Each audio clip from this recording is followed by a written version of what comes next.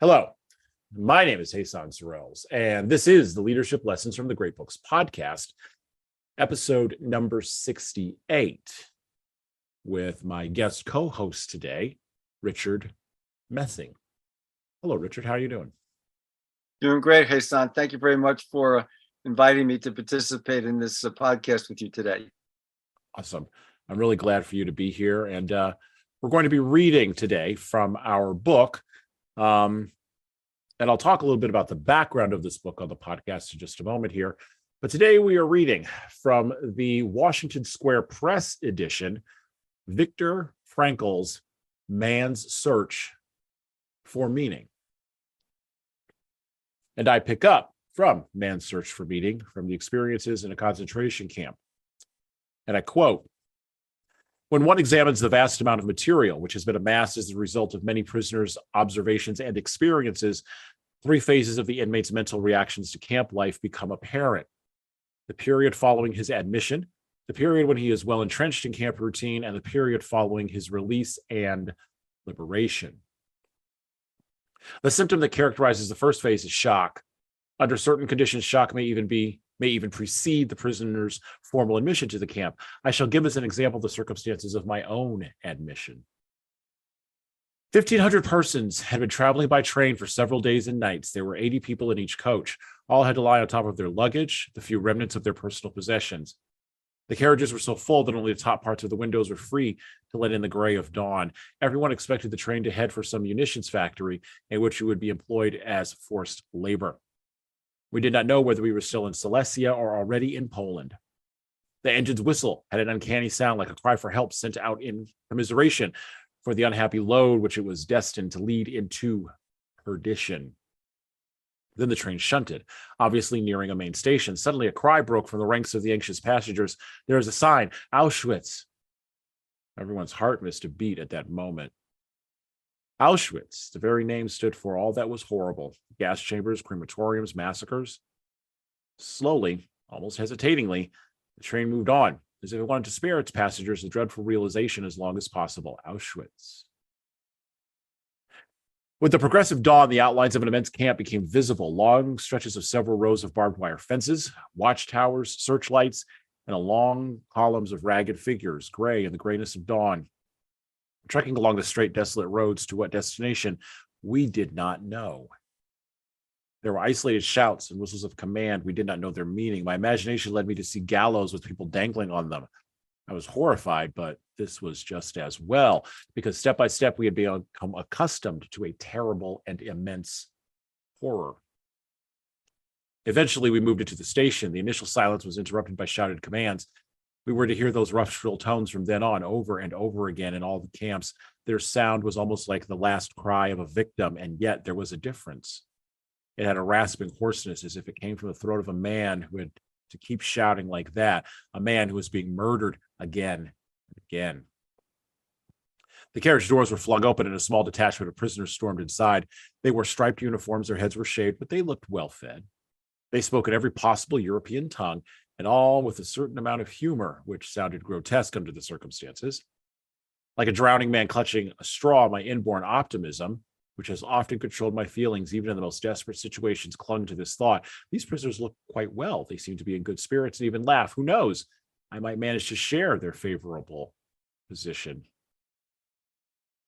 In psychiatry, there is a certain condition known as delusion of reprieve. The condemned man, immediately before his execution, gets the illusion that he might be reprieved at the very last minute.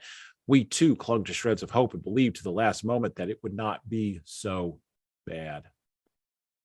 Just the sight of the red cheeks and round faces of these prisoners was a great encouragement.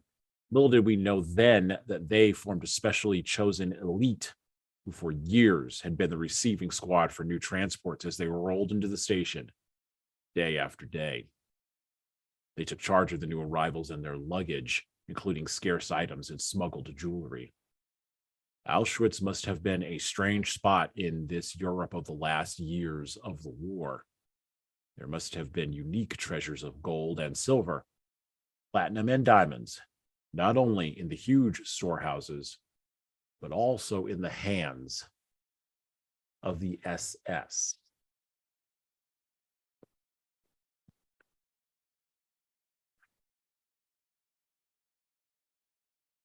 Man's Search for Meaning by Viktor Frankl ranks quite possibly in the top 5 of narratives that critically and psychologically and even ethically, which we're going to talk about today, examines the fundamental nature of totalitarianism, suffering, and of course, meaning. It sits on a tiny bookshelf next to The Gulag Archipelago by Alexander Solzhenitsyn, The Rape of Nanking by Irish Chang, and Night by Eli Wiesel, as a testament to the problems of a nihilistic worldview when genuine, totalizing, and I will use a deeply religious term here, satanic evil manifests itself fully in the world. Now, we've talked about Gulag Archipelago on this podcast, episode number 16, and Man's Search for Meaning is a complement to that study, to that episode that we covered that book on for leaders. Here's a little bit about Viktor Frankl. I'm going to front load this because normally I talk a little bit about the author, because I think that's important for context. So Viktor Frankl was born in March of 1905 and died in September of 1997. As a Jewish Austrian teenager, he began corresponding with Sigmund Freud via mail and eventually studied medicine at the University of Vienna in 1923. In 1937, he began a private practice, but the Nazi annexation of Austria in 1938 ensured that his path would lead directly to the Theresienstadt concentration camp. Now, pause on this, and if you go and you look online, if you go and look on the internet, you will see that there are some controversies around Viktor Frankl and around his memoir of his time in the concentration camps. There are some survivors of the concentration camps who have critiqued his examination, have critiqued his documentation, and have even questioned Frankl and what he did to survive, including some Jewish survivors accuse him of conducting surgeries and collaborating with the Nazis while in the camps in order to live. Now, we're not going to get into the weeds with all of that. Like I said, if you want to go and explore that, you can go ahead and look. Our posture on this podcast is we take the book and we take the man who wrote the book at his word. We have to, because that's all we've got in this, the almost 80 years past the Nazi horrors. Look, surviving the horrors of a totalitarian system specifically designed to grind a person out of existence while also draining the last bit of will to work out of him in the service of a war machine designed to bring about an apocalyptic ending to Western civilization. Well, this was only one of the several degradations that Frankl witnessed. And fundamentally, we can't take this away from him, survived to write a record of. So today on the podcast, we'll be unwrapping all of this, including Viktor Frankl's attempt to address totalitarian evil. And this was his attempt to do it, to stare it in the face and figure out how do you deal with that. But to do it in light of an absence of an appeal to God and the transcendent. And we're going to explore what that approach might mean for leaders, followers, and for all of us in the West. And this, the year of our Lord, 2023, with our guest today, Richard Messing. Once again, how you doing, Richard? And thank you for coming on the podcast. I appreciate it. I'd like you to start off by telling listeners a little bit about yourself and why you're here, and what you think about this book, Man's Search for Meaning. Let's start with that. Okay. First, I'm 68 years old, and I'm Jewish. I grew up in a typical middle-class Jewish home, secular home. So I had no religious instruction growing up, and didn't even go to Hebrew school. We didn't have a bar mitzvah until I was 20 years old, and I walked out of the student union of Stony Brook University one summer day, and some black hat Jews were standing there and invited me into their truck to have a bar mitzvah. That's when I had my bar mitzvah. So I had an unusual experience growing up as a middle-class Jewish boy from Long Island. And so I didn't become religious myself. I didn't start dabbling in religion until I was 35. And now I am deeply a devout Jew. But the work that I'm doing is in the field of ethics. And it's not in the field of religion. It's in the field of understanding the chronic nature of the human condition. So if you want to understand the human condition, you can't ignore religion, since religion has always been a part of the human condition. And so religion does inform my understanding of the human condition, and I hope to share some of that today. Viktor Frankl and his work as a psychiatrist. He was a psychiatrist. He was not a surgeon. He was a psychiatrist. So I'm surprised to hear that some people, accused him of doing surgery while he was at concentration camps. But when you're in a situation like that, anything's possible. Right. Anything is possible. And so people are capable of doing things that they never imagined they were capable of doing when you're under certain pressures. And so, but I didn't come here to defend Viktor Frankl. I've read his book a long time ago. It was and remembered certain things about his book that I never forgot. And so there's no question that Viktor Frankl understood the human condition at a very deep level. His logotherapy that he developed, that methodologies as a therapist, was extremely successful, had a lot of followers. And I don't know if it's still in fashion today. I don't think so, but I do believe that those who are in the field of psychotherapy do study, what he developed. And so I think it's very relevant to my work, because my work is very much about ethics and the relationship between ethics and meaning. And so that's why I'm very excited about this podcast. Well, you've mentioned a lot of things there. The relationship between ethics and meaning, the relationship, or not the relationship, but the impact of logotherapy on that work, right? And you've also talked a little bit about, and I thank you for giving us a little bit of your background, because those were even things that I didn't even know coming into the podcast. But how your background informs understanding the chronic nature of the human condition, right? So let's start. Let me ask you a follow-up question. Let's start with that, the chronic nature of the human condition. One of the things that all three of those books that I named, actually, all four of them that I named, Night by Eli Wiesel, The Rape of Nanking by Iris Chang, Gulag Archipelago by Alexander Solzhenitsyn, which again, we covered that one on the podcast. And of course, this book, Man's Search for Meaning. Those books are about staring at the ugly parts of the human condition. They are an attempt to wrest sanity from a space where the insane has been, to use a modern term, normalized. I think they are also, all of these books, including Man's Search for Meaning, and we'll talk a little bit about Frankl's work on logotherapy, because I think his work on logotherapy was an attempt to navigate existential distress, and we're going to talk a lot about that, but the existential distress, and to separate that from genuine mental health issues, which by the way, even he says are not the same thing. So that's the context or the background for my question here on the chronic nature of human condition. My follow-up question here. When we look at the chronic nature of the human condition, well,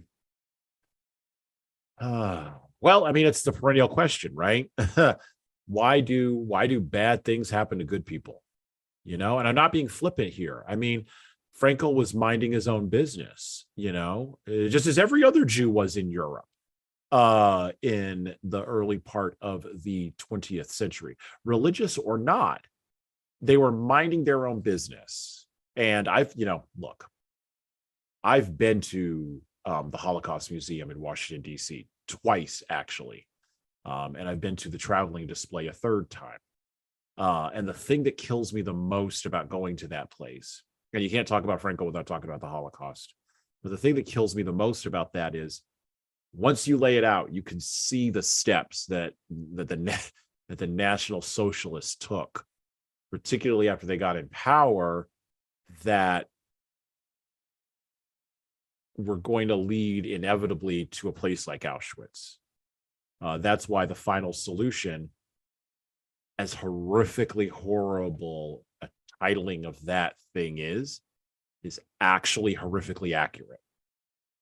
It's horrifically accurate. It's a dead target, right, for what that ideology was aiming at. And they said it out loud. Right. They said it out loud. Right. So why do bad things happen to good people? Like, you're the ethics guy. So why are they behaving? Because that's the first thing that like my listeners are going to, why do leaders behave unethically? Why? And by the way, after example of how this doesn't work and it leads you down a bad path, and yet we still wind up in the same place. And we're front loading the hard question early. So let's just get it out of the way. Well, first of all, why do bad things happen to good people is only half the story. Yeah. Why do good things happen to bad people? Right. That's the other half of the story. Yes. Right. Right.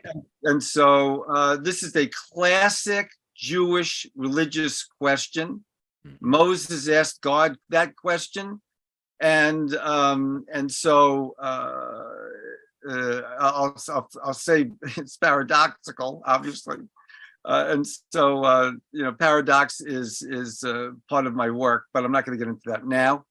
But there is a way to explain this, but it requires a significant amount of time and to go into detail. But it has to do with, there's a theological explanation for this given by a sage called the Ramchal, Rabbi Luzzatto. He was an Italian rabbi, a sage, one of the most, respected sages, of all time. He's written, 26 books. The guy died at an early age, but he was so prolific. It's hard to imagine how a human being could have produced what he produced. He has an explanation for this, but there's a whole book on it. I mean, I have the book right here. It's called The Way of God. If anyone was interested, this is the book. Yeah. This is the book, The Way of God, by Luzzatto. You buy the book, he explains it. You buy the book, you get the answer to the question. Exactly. But essentially, and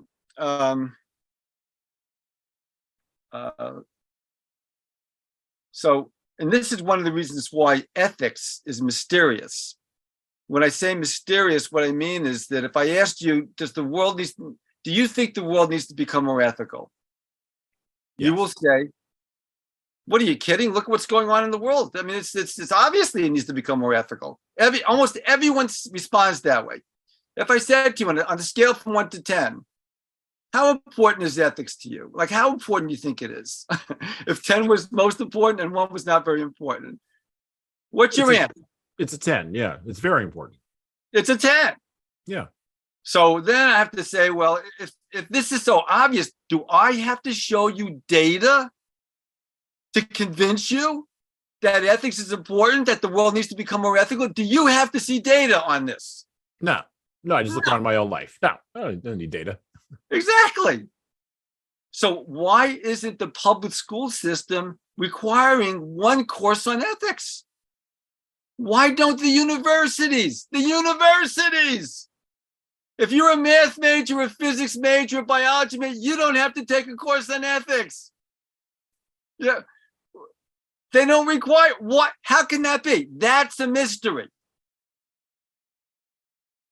Now, so you see that you get the mystery? Yeah, I get the mystery. It's a mystery. Oh, yeah. Why is this? I suggest the reason is the following. In order to be ethical, or not ethical or unethical. You have to be free to choose between right and wrong. You have to be completely free, regardless of what's going on around you or inside of you psychologically or outside of you. You can't control all this stuff. But when it comes down to making a decision between right and wrong, you have to be free to make that decision. Because if you're not free, if something else is determining your choice, you can't claim to be ethical and you can't claim to be unethical because something else is causing you to make the choice. That maybe that thing's ethical or unethical, but it's not you. Right. So what is that other thing? That's the question. And so you have to have free will. Yeah. In order to be ethical or unethical. And the problem with free will is, well, put it to you this way. There's no freedom in the physical world. Nothing physical is free. Everything physical is determined. Everything is physical. In the physical world, it's programmed by the laws of physics and chemistry, and those laws aren't changing. And so there's no freedom in the physical world. Therefore, if free will exists, it has to be non-physical. And guess what? That's the thing people have a problem with. The non-physical world. Is there such a thing as a non-physical world? You can't measure it. Right. You can't taste it. You can't see it. Right. So you have to believe that there is such a thing. Right. And that's the mystery. That's my suggestion, my assertion. That's the reason why there's this enormous mystery about ethics. Everybody says it's important, but yet no one's teaching it. No one's, And no one's pushing that idea. Yeah. So I hope I'm clear about what I'm saying. No, I mean, that's clear. I mean, look, it opens up a whole can of worms, right? Because there's people who suffer, right? So let's go to suffering, right? Let's go to the Buddhist conception of suffering, right? So the Buddhist, if I had a Buddhist here, a Buddhist would say, fundamentally, without getting into the complications of it, that all of life is suffering, and that the role of the individual is to basically exist through that suffering, and there's a giant blank space after that. Or the nihilist, the nihilist. And by the way, on this podcast, and I've been blunt about it before, and I'll be blunt about it again. I got a huge problem with Nietzsche. I just do. I think that wily German with the bushy mustache that sits in the sub basement of Western thought was given way too much authority and control and power over the philosophy of the West. And that has had massive deleterious impact over the last 120 years. But no one wants to go down to the basement and dislodge Nietzsche. And so I'm willing to do that. I'm willing to say that Nietzsche was a liar. Actually, I've said that a couple of times on this podcast. I think he did a really interesting two-step of two lies with a truth buried in between them. And so that means that his lies outstripped the truth. But no one is brave enough to call Nietzsche a liar. And he was lying because fundamentally, while he was talking about, and this is how this relates to free will, while he was talking about transcendence, or while he was announcing the death of transcendence and the death of God, he wasn't really making a prescription about where you go next.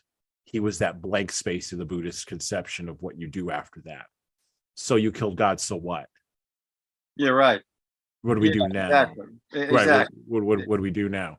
And so what that does is that leaves Western man, and this is the thing with the problem with the Buddhist version of suffering and the nihilist's version of suffering, which eventually winds up in Albert Camus and existentialism and all that. But the Buddhist version of suffering and the nihilist version of suffering both wind up in a place where there's other people. And people have to fill the vacuum. People have to have meaning. Without meaning, they cannot do anything. They cannot take action. They cannot engage with what you have so graciously described here as free will. At least in my conception, they can't do it. Those meaning and free will are intimately linked. When we think about ethics, though, we want to sort of disperse that from free will. We want to sort of put it over there, or we want to sort of make it its own thing. And I think that's why it doesn't get covered. Plus, here's the other dynamic, Richard. I think that free will confounds scientific materialism. There's no language for it in scientific materialism. Things that are materialistic and deterministic cannot conceive of things that are immaterial or unmaterialistic or undetermined. Right. It just can't. Right. It's outside its worldview. And so anything that's outside the worldview gets shunted out, right? Right. So it's actually a threat to them. It's threatening to them. Right. It's a threat. Well, and then you get to the logical conclusion of a lot of this, which we are at right now in 2023. I do believe that we are at the end of the postmodern experiment. I think we're at the end of deconstructionism. I think that guys like Yuval Noah Harari and all those other knuckleheads that are having secret meetings with each other, I think they're late gamers. I think they're late to the game. They're having secret meetings? Yeah, they're all having secret meetings. I guess they invited you because Well, occasionally some of the secrets leak out because all the water can't stay in the bucket. So, all the people that are going to the secret meetings and all of that, they don't have any solutions because they don't know what's going on either. And so the people who are going to figure this out are going to be the leaders on the ground, which is why I do this podcast. The leaders on the ground are going to figure this out. The leaders who are going to make the next steps ethically and who are going to go past scientific materialism and go past that determinism and even go past nihilism and Buddhism towards something else. They are working in our civic organizations. They are leading our families. They are in our churches, in our synagogues, in our mosques. They are in our neighborhoods. That's who's going to do it. It ain't going to be the people who have attained quote unquote power, whatever that may mean. They're way too far away. They don't know what's going on. Right. The people with the big audiences. Yeah, the people with the big audiences. I'm not going to say they're not powerful. They've got power. Oh, yeah. Yeah, they do. But at the end of the day, power can be ethical or unethical. Right, exactly. And they could be very well-meaning. Yuval Harari is a very well-meaning person. He's a well-meaning person. Okay? I like the guy, but I think he's dangerous. Yeah. I want to talk a little bit about how we got here. And Frankl gives us a framework for talking a little bit about this idea that I have. And you even mentioned it a little bit as well when you were talking about sort of not only the chronic nature of the human condition, but also how Moses asked a paradoxical question, and it has become the paradoxical question, quite frankly, of humanity. It wasn't just limited to a little tribe of individuals in Israel.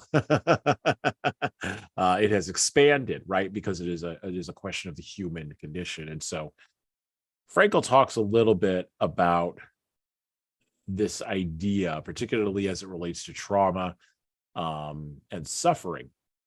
So I want to go back to the book a little bit. I want to go back to Man's Search for Meaning. I want to pick up with a little bit of a different idea here. And we're going to try to bring some threads together here, but I want to explore a couple of different ideas here with Frankl. So back to the book, back to Man's Search for Meaning, back to experiences in a concentration camp. Because of the high degree of undernourishment which the prisoners suffered, it was natural that the desire for food was the major primitive instinct around which mental life centered. Let us observe the majority of prisoners, when they happened to work near each other, were for once not closely watched. They would immediately start discussing food. One fellow would ask another, working next to him in the ditch, what his favorite dishes were. Then they would exchange recipes and plan the menu for the day when they would have a reunion, the day in a distant future when they would be liberated and returned home. They would go on and on, picturing it all in detail, until suddenly a warning was passed down the trench, usually in the form of a special password or number. The guard is coming. I always regarded the discussions about food as dangerous. Is it not wrong to provoke The organism, with such detailed and effective pictures of delicacies when it has somehow managed to adapt itself to extremely small rations and low calories. Though it may afford momentary psychological relief, it is an illusion which physiologically surely must not be without danger. During the latter part of our imprisonment, the daily ration consisted of a very watery soup given out once a daily and the usual small bread ration.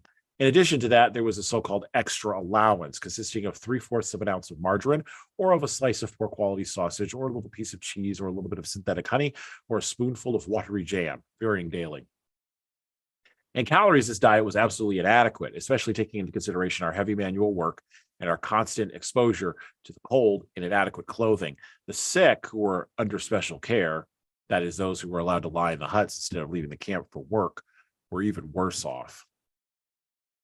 When the last layers of subcutaneous fat had vanished and we looked like skeletons disguised with skin and rags, we could watch our bodies beginning to devour themselves. The organism digested its own protein and the muscles disappeared, and the body had no powers of resistance left. One after another, the members of the little community in our hut died. Each of us could calculate with fair accuracy whose turn would be next and when his own would come. After many observations, we knew the symptoms well, which made the correctness of our prognoses quite certain. He won't last long, or this is the next one, we whispered to each other. And when, during our daily search for lice, we saw our own naked bodies in the evening, we thought alike, this body here, my body, is really a corpse already. What has become of me? I am but a small portion of a great mass of human flesh, a mass behind barbed wire crowded into a few earthen huts, a mass of which daily a certain portion begins to rot because it has become lifeless. I mentioned above how unavoidable were the thoughts about food and favorite dishes which forced themselves into the consciousness of the prisoner whenever he had a moment to spare. Perhaps it can be understood then that even the strongest of us was longing for the time when he would have fairly good food again, not for the sake of good food itself, but for the sake of knowing that the subhuman existence which had made us unable to think of anything other than food would at last cease. Those who have not gone through a similar experience can hardly conceive of the soul-destroying mental conflict and clashes of willpower which a famished man experienced. They can hardly grasp what it means to stand digging in a trench, listening only for the siren to announce 9:30 or 10 a.m., the half-hour lunch interval, when bread would be rationed out, as long as it was still available. Repeatedly asking the foreman, if he wasn't a disagreeable fellow, what the time was, and tenderly touching a piece of bread in one's coat pocket, first stroking it with frozen gloveless fingers, then breaking off a crumb and putting it in one's mouth, and finally, with the last bit of willpower, pocketing it again, having promised oneself that morning to hold out until afternoon. We could hold endless debates on the sense or nonsense of certain methods of dealing with the small bread ration, which is given out only once daily during the latter part of our confinement. There were two schools of thought. One was in favor of eating up the ration immediately. This had the twofold advantage of satisfying the worst hunger pains for a very short time, at least once a day, and of safeguarding against possible theft or loss of the ration. The second group, which held with dividing the ration up, used different arguments. I finally joined their ranks. The most ghastly moment of the 24 hours of camp life was the awakening, when, at a still nocturnal hour, the three shrill blows of a whistle tore us pitilessly from our exhausted sleep and from the longings in our dreams. We then began to tussle with our wet shoes, into which we could scarcely force our feet, which were swollen and sore with edema. And there were the usual moans and groans about petty troubles, such as the snapping of wires which replaced shoelaces. One morning, I heard someone whom I knew to be brave and dignified cry like a child because he had finally had to go to the snowy marching grounds in his bare feet, as his shoes were too shrunken for him to wear. In those ghastly minutes, I found a little bit of comfort. A small piece of bread, which I drew out of my pocket and munched with absorbed delight.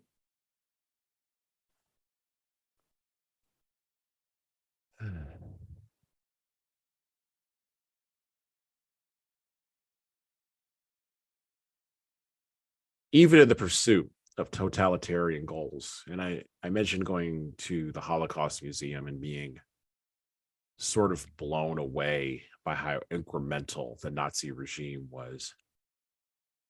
And the Nazi regime was in pursuit of the totalitarian goal of grinding people down. They knew something that ethical people, or people who are good seem to miss about evil people. Here's what they knew. They knew that big swings don't work. It's the small everyday grind on a human being, even in a concentration camp scenario, that transforms, it transmogrifies, it grinds down the human spirit into human dust. Good people, if you're listening to the podcast, if you think of yourself as good, if you think of yourself as a person who would never be a totalitarian camp guard, right? If you identify more, and Jordan Peterson says this very often, and it is true, if you identify more with the victims of Auschwitz or the Gulag than you do with the perpetrators, you've kind of missed the evil in your heart. Good people need to recognize that evil lies in small details. It lurks around the corner, right? It doesn't just come about because of large, big swings. Look, if you're going to steal from your company, you're not going to start with $1 million. You're going to start with the paper clips. If you're going to cheat on your wife, you're not going to start by going to the person that's closest to you and saying, hey, you want to go to the hotel? No, you're going to start with the pornography on your phone. If you want to steal money, if you want to engage in murder, even that good Jew Jesus said this, if you're going to engage in murder, you're going to start in your heart first. You're going to start with small hates, small envies that build up over the course of time. That's an idea, and I take this term from the theologian and author and writer Doug Wilson, operating up in Idaho, so it's not my term, but it does work here. It's called smash mouth incrementalism, because that's what evil does to you, right? Like smash mouth football back in the day. We're just going to grind you and grind you and grind you on every down. That's what evil does to you. It grinds you down day after day. The envies, the lusts, the greeds. But I'm a good person, you say. Well, okay. If you want to defeat an evil ideology, words matter. You must recognize what that evil is. You must label it accurately. And then you must design, and this is very important, a doctrine of optimistic victory to overcome it. But it's got to be based on a worldview. This is what Augustine did. But you have to have a positive vision of the future in order to make this work. And you have to take the long view. There is a meaning crisis going on right now in the West, and we didn't wind up here in big swings. We wound up here incrementally. And so, Richard, when I read Man's Search for Meaning, it's even it's right there in the title. How do we solve the problem of meaning? How do we make, in Frankl's case, he was searching for the answer for how to make suffering meaningful, right? How to draw something out of that. But the vast majority of people who are listening to me right now, they don't even know anybody who served in World War II, much less anybody who was in a gulag or a concentration camp. That's almost gone out of history now. Our sufferings are, I can't get Netflix, or I might have to miss a meal today. That's not suffering. Right. Well, you see this in the rise of. I know what you mean. You know what I mean? Yeah. You see this in the rise of stoicism, right? Where people have anxiety and they're equating that anxiety with suffering. Anxiety is suffering. Anxiety is suffering. Well, anxiety is suffering. Well, let's flesh that out. Like what strikes you most? I know you said you read Frankl a while ago, and so a lot of this may be reminders, but I want you to think about your work and Frankl's work. How do we approach and solve the problem of meaning in the 20th century? Like, how do we do that for folks? First, I want to comment on a few things that what you said. I totally agree with you, and it's a basic Jewish concept that that evil and what we're talking about, the enemy. Right, the enemy, right? It's definitely inside of us. Another great sage, Rabbi Bachya, 900 years ago, wrote a book called Duties of the Heart. Again, one of the greatest, most studied, repeatedly studied Jewish texts by all Torah scholars. Says point blank, our number one enemy is inside of us. We call it in Judaism the evil inclination. Mm-hmm. Okay, and so and it's sitting in wait, looking for every opportunity to get our attention and to get us to do what it wants us to do. Isn't that in the Cain story, the story of Cain and Abel in Genesis, right? Yeah. So, God says he's knocking at your door. Yeah, he's lurking, right? I think of the King James version, it doesn't matter, but like the translation there is similar in tone of the idea, right? Evil lurks at your doorstep, and it's almost it's almost a lust type idea there, that evil is desiring you, right?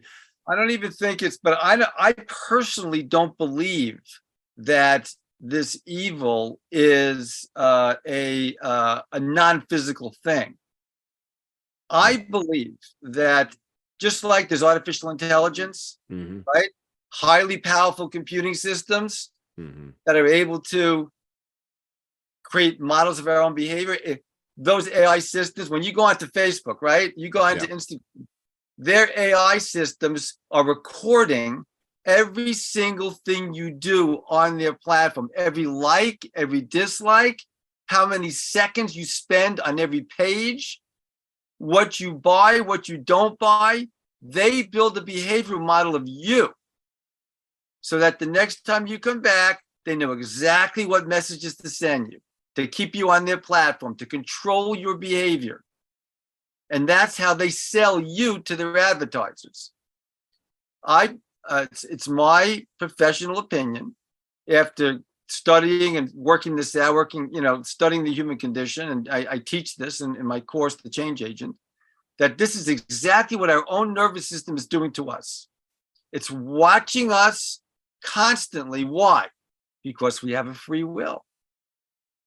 Because we can say no to our own nervous system, right? Your nervous system says it's time to go to the bathroom. So it sends that feeling, which you never ask for, right? You never choose to feel like going to the bathroom. It happens to you. Right. Yeah. But we can say, no, I'm not going now. I'm doing something else. So we have the power to contradict our own nervous system. When you feel hungry, did you choose to be hungry? No. When we get hungry, we can say no to our own nervous system and go off and do something else and eat later. An animal can't do that. And when an animal gets hungry, it has to seek food. It doesn't have a free will to say no to its own nervous system. So, because of this, the biological intelligence system, called our nervous system, the BI system, it has a deep belief that there is this other power that follows it around. Wherever it goes, so does the free will go. And therefore, its relationship with our free will is an adversarial relationship. So it's constantly trying to figure out how to control our free will, and how to get us to listen to it and to do what it wants us to do in order to survive in the world, because it believes it knows how to survive. Well, even those discussions that Frankl was talking about in that section that I was referencing, right, that we were reading, you don't have to have a conversation about food. Right, exactly.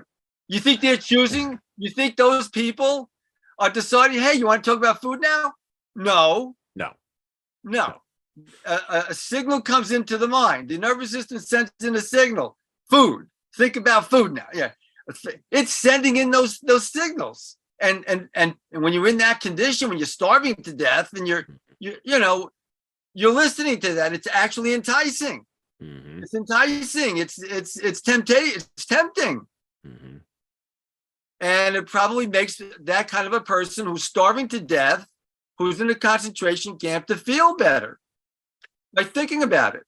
Well, and even Frankl said that there was it might have been psychologically, even said this in the piece we read, it might have been psychologically beneficial, but physiologically it was not, right? In the physiology of the body, it wasn't the best thing, right?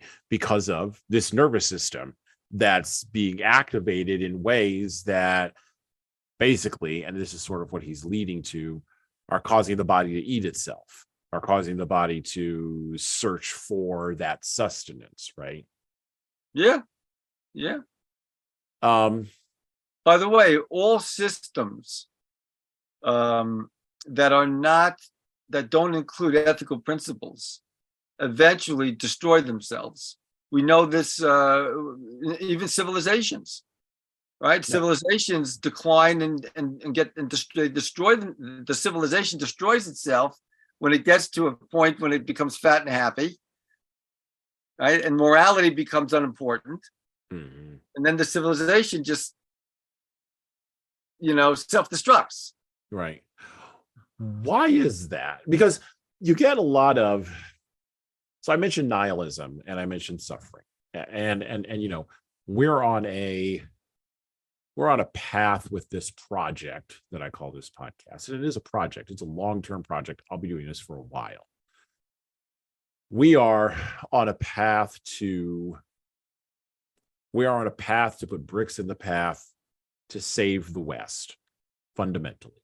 And I think by restoring and recognizing and acknowledging traditions in the past, particularly our literary traditions, or primarily our literary traditions of the past, I believe that by bringing those to the forefront, we can put bricks in the path for a way to get out of this meaning crisis, to get out of this crisis and move towards something else in the West. I fundamentally believe that's why I show up and do this. And there's bricks that need to be laid to the path for Shakespeare to Jane Austen, and from Viktor Frankl to, even to J.R.R. Tolkien, right? And I believe we used to know this, by the way, in the West, but we didn't have to be explained to us. We just sort of consumed it, right? And now we're at a spot where we need to have it explained. So I say all that to ask this follow-up question: if we are in an adversarial relationship with ourselves, which I fundamentally believe that you're correct, and nation states, which are larger systems of basically what's going on inside of individuals, are at war with themselves, right? It's just a scale issue, right? At that point, how do we know where is the location of meaning if it's not in the body, right? Because the body is the thing. This is why scientific materialism has taken off in the 20th century, because we did a lot of amazing things in the 20th century. We did a lot. We can't take that away from human beings. Like, yes, there was totalitarian tyranny. Yes, there were gulags and concentration camps and Pol Pot and the Khmer Rouge. And yes, like Chairman Mao and the Long March and all of that. 100 million dead people. We talk about it on the podcast all the time. But there was also Henry Ford and people moving from farms to factories, and more wealth created in more parts of the world because of globalization than at any other time in human history. Human beings did that too. It wasn't all just negative. It's paradoxical. It's paradoxical, right? So if I'm in 2023 or 2024 or whatever the heck I'm listening to this podcast, I'm looking for a way forward, because those 20th century modes aren't going to work for me anymore. If I'm looking for a way forward and all I still have is the body, I'm trapped in here. I can't get out. How do I overcome the body? How do I overcome this adversarial relationship? Right. Okay. It's actually, in my opinion, not that complicated. It's paradoxical.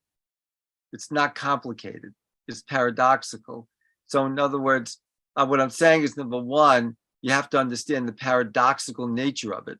If you don't understand that, then you're not going to be able to find that way out. And so I'll put it to you very simply.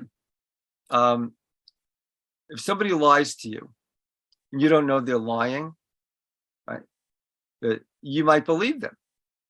If you believe that lie, you now have false information about reality, about the world. You think the world is this way when it's really this way. And you're not going to know that you have that false information. Therefore, you can't know what your false beliefs are. Correct? If you can't know what your false beliefs are, you can't know how many you have. You could have a mountain of false beliefs and not know it. It's like an iceberg. Mhm. Picture an iceberg, right? You see the tip of the iceberg above the water, Mhm. but you have no idea how much of the iceberg is below the water. That's Right. why ships crashed into icebergs and got destroyed. Right. That's the human condition. It's inevitable that we have false beliefs, and we can't know how many we have. Mhm. Now, and let's say someone tells you something that they believe is true. They're not lying. They believe it's true. It makes complete sense. You believe it, but it's really false. Neither of you know it's false, but now you got another false belief about the world. And then you tell your friend about it and they believe it. Now they've got the false belief. You can quickly see, how rapidly human beings can acquire false information about the world and then pass it down from generation to generation. So this is why I wanted to get you on the podcast, because this is a very, if I may be so bold, this is a very Judaic way of looking at this. Very much so.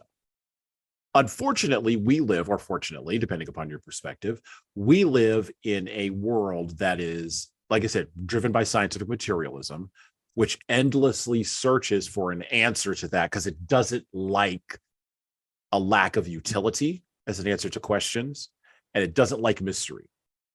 I want to give you half of my answer.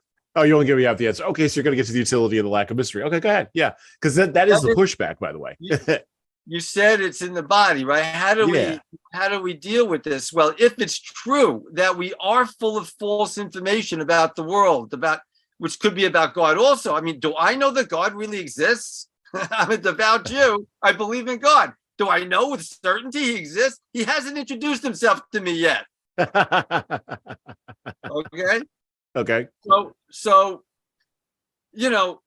we can't. If you don't know what your false beliefs are, you can't be sure what your true beliefs are. Right. Okay. Okay. That's just little logic. That's simple logic. Yeah. Now. So the answer is, you have to have an external source of wisdom to help you correct your false beliefs.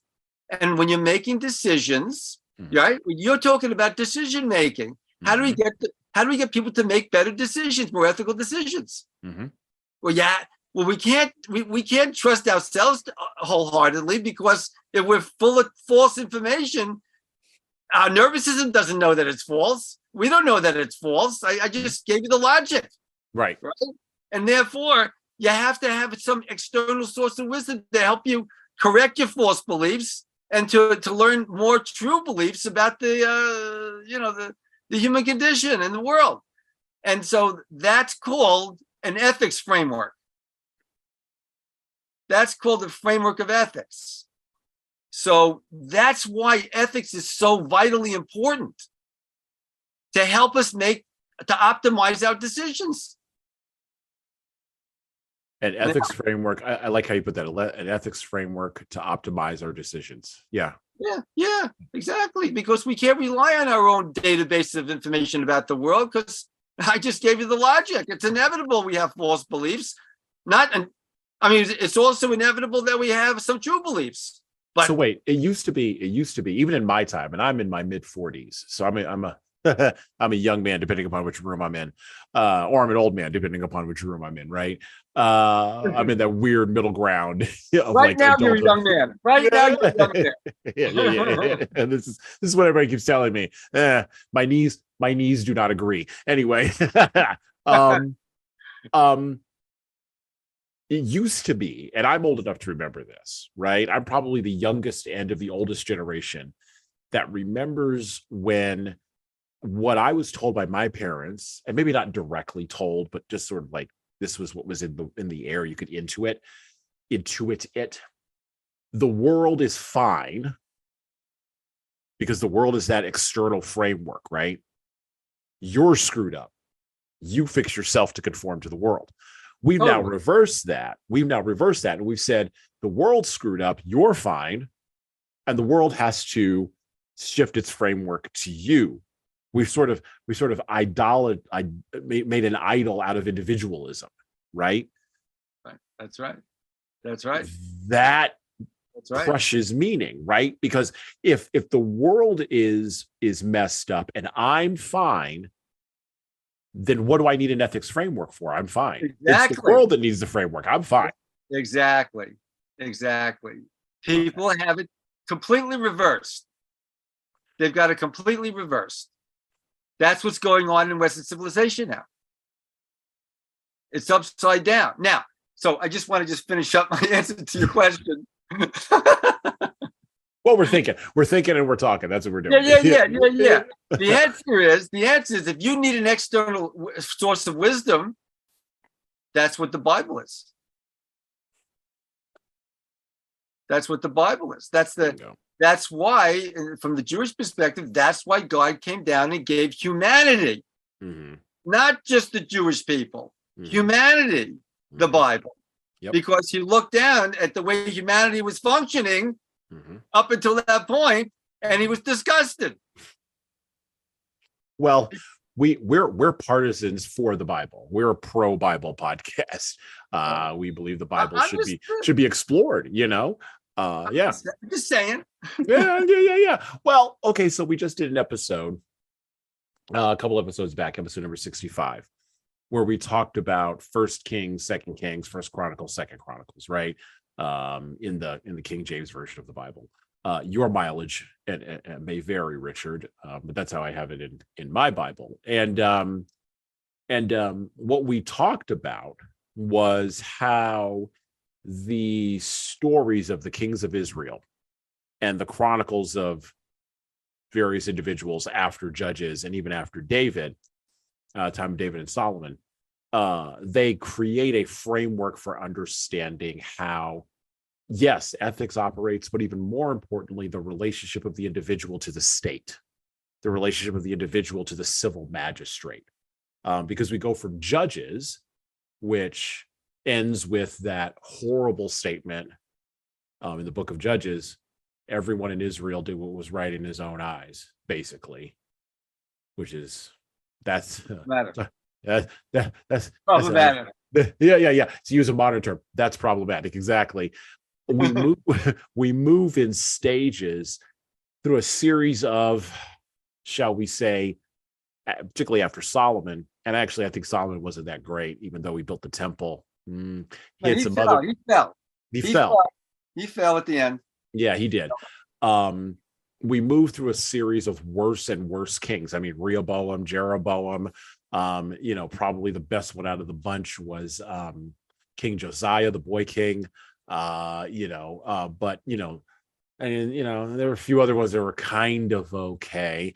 But for the most part, most kings, whether it was in Judah or in Israel, were kind of like Ahab. They were kind of doing whatever they wanted. And then you'd have a prophet like a Jeremiah come along. And we even explored the story of Jeremiah and Ahab, which is my personal favorite, one of my personal favorite stories in the Old Testament, where Jeremiah basically calls on God to light the pyre on fire with the priests of Baal, and then he runs them down and kills them all. I love that one. But then right after that, in the very few verses later, he's hiding underneath a tree and he's depressed because Jezebel's after him. Like it's all whole story arc, right? He goes from talking ridiculous prophet smack to the prophets of Baal and to Ahab. I mean, and Ahab was there. The civil magistrate was there to see the role of religion, right? To see God come down from the sky. You talked about how God hasn't talked to you. Yeah. Well, guess what? You talked to Ahab. You're right. And then Jeremiah, and Jeremiah's there. Everybody's there, and then he arcs into being underneath a tree and being depressed. So it's that whole human arc, right? Jeremiah was a human being just like we all are. That's right. The whole Bible, the whole thing, it doesn't hide anything. It shows even these great people were flawed. Right. I mean, it's not hiding anything. It's showing the human condition. And so that's why I always took the whole approach to the Bible as I wanted to learn about the human condition from the Bible, because there's probably no better description of the human condition than the Bible. And so that's been my approach since the beginning, because I didn't know Hebrew and I had no religious instruction growing up, and so I didn't really think I was able to actually do it the way the religious Jews do it, and so I just that's actually anyway. So that was my approach. So what's your point though? What's your point? Well, my point is that, and I'm going to lead into Frankl here a little bit because he talks about religious belief. So Frankl, and we noted this. We read the Gulag Archipelago. Solzhenitsyn noted this too in the Gulag, right, in the Soviet Gulag. There would be people who would switch underneath extreme conditions. So you'd have somebody who would come in a secular atheist, a committed secular atheist, into a concentration camp situation or a Gulag situation, and all of a sudden they'd switch over to being devoutly religious, and if they survived for the remainder of their days, right? But then you'd have people who came in devoutly religious who would switch over and become the worst sort of secular materialist atheists trying to get along with the SS guards, trying to collect all that kind of stuff, right? And Frankl talks a little bit about religious belief, and so I want to sort of use that idea as a lead-in to what I'm about to talk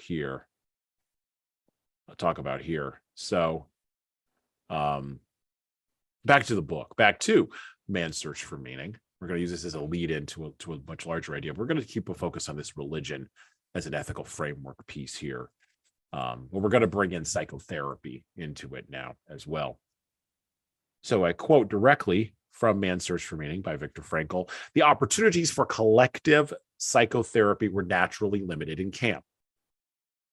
The right example was more effective than words could ever be. A senior block warden who did not side with the authorities had, by his just and encouraging behavior, 1,000 opportunities to exert a far-reaching moral influence on those under his jurisdiction.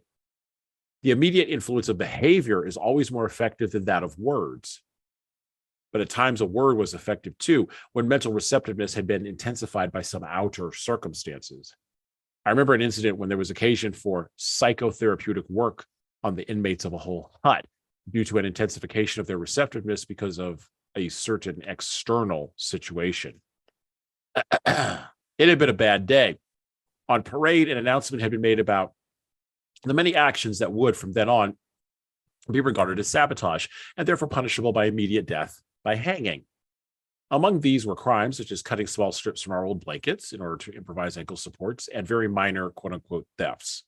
A few days previously, a semi-starved prisoner had broken into the potato store to steal a few thousand pounds of potatoes, or sorry, not thousand, steal a few pounds of potatoes. By the way, back to hunger again, the body, okay? Just a pause there, just for note. Back to the book. The theft had been discovered and some prisoners had recognized the burglar. When the camp authorities heard about it, they ordered that the guilty man be given up to them or the whole camp would starve for a day. Naturally, the 2,500 men preferred to fast. On the evening of this day of fasting, we lay in our earthen huts in a very low mood. Very little was said and every word sounded irritable. Then, to make matters even worse, the light went out. Tempers reached their lowest ebb. But our senior block warden was a wise man. He improvised a little talk about all that was on our minds at that moment. He talked about the many comrades who had died in the last few days, either of sickness or of suicide. But he also mentioned what may have been the real reason for their deaths: giving up hope. He maintained that there should be some way of preventing possible future victims from reaching this extreme state, and it was to me that the warden pointed to give this advice. God knows I was not in the mood to give psychological explanations or to preach any sermons, to offer my comrades a kind of medical care of their souls. I was cold, hungry, irritable, and tired, but I had to make the effort and use this unique opportunity. Encouragement was now more necessary than ever. So I began by mentioning the most trivial of comforts first. I said that even in this Europe in the sixth winter of the Second World War, our situation was not the most terrible we could think of. I said that each of us had to ask himself what irreplaceable losses he had suffered up to then. I speculated that for most of them, these losses had really been few. Whoever was still alive had reason for hope. health, family, happiness, professional abilities, fortune, position in society. All these were things that could be achieved again or restored. After all, we still had our bones intact. Whatever we had gone through could still be an asset to us in the future. And I quoted from Nietzsche, "Wach mich nicht, mach ich mich starker." That which does not kill me makes me stronger. Then I spoke about the future. I said to the impartial, the future must seem hopeless. I agreed that each of us could guess for himself how small were his chances of survival. I told them that although there was still no typhus epidemic in the camp, I estimated my own chances at about 1 in 20. But I also told them that, in spite of this, I had no intention of losing hope and giving up. For no man knew what the future would bring, much less the next hour. Even if we could not expect any sensational military events in the next few days, we knew better. Who knew better than we, with our experience of camps, how great chances sometimes opened up quite suddenly, at least for the individual. For instance, one might be attached unexpectedly to a special group with exceptionally good working conditions, for this was the kind of thing which constituted the luck, quote unquote, of the prisoner. But I did not only talk of the future and the veil which was drawn over it, I also mentioned the past, all its joys, how its light shone even in the present darkness. Again, I quoted a poet to avoid sounding like a preacher myself, who had written, "Was du erbest kann kein nach der Welt dir rauben." What you have experienced, no power on earth can take from you. Not only our experiences, but all we have done, whatever great thoughts we may have had, and all that we have suffered, all this was not lost, though it is past. We have brought it into being. Having been is also a kind of being, and perhaps the surest kind. Then I spoke of the many opportunities of giving life a meaning. I told my comrades, who lay motionless, although occasionally a sigh could be heard, that human life, under any circumstances, never ceases to have meaning, and that this infinite meaning of life includes suffering and dying, privation and death. I asked the poor creatures who listened to me attentively in the darkness of the hut to face up to the seriousness of our position. They must not lose hope, but should keep their courage in the certainty that the hopelessness of our struggle did not detract from its dignity and its meaning. I said that someone looks down on each of us in difficult hours, a friend, a wife, somebody alive or dead, or a God, by the way, capital G, and he would not expect us to disappoint him. He would hope to find us suffering proudly, not miserably, knowing how to die. And finally, I spoke of our sacrifice, which had meaning in every case. It was in the nature of the sacrifice that should appear to be pointless in the normal world, the world of material success. But in reality, our sacrifice did have a meaning. Those of us who have any religious faith, I said frankly, could understand without difficulty. I told them of a comrade who on his arrival in camp had tried to make a pact with heaven that his suffering and death should save the human being he loved from a painful end. For this man's suffering and death were meaningful. His was a sacrifice of the deepest significance. He did not want to die for nothing. None of us wanted that. The purpose of my words was to find a full meaning in our life then and there, in that hut and in that practically hopeless situation. I saw that my efforts had been successful.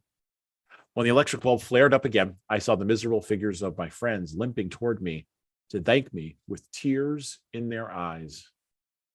But I have to confess here that only too rarely had I the inner strength to make contact with my companions in suffering, and that I must have missed many opportunities for doing so.